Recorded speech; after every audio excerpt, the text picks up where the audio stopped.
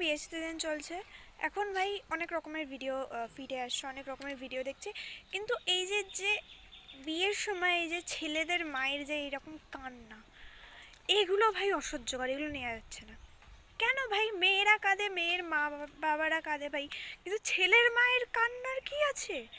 আপনার ছেলে তো ভাই ঘর জামাইও হতে যাচ্ছে না, কোনো যুদ্ধেও যাচ্ছে না, এমন না যে কোনোদিন আসবে না আপনার কাছে, বা আপনার বাড়িতেই তো থাকছে। আপনি ওরকম মরা কান্নার কি আছে? ওরকম কান্নার তো আমি কিছু খুঁজে পাচ্ছি না। কেন কান্না করছেন আপনার ওরকমভাবে?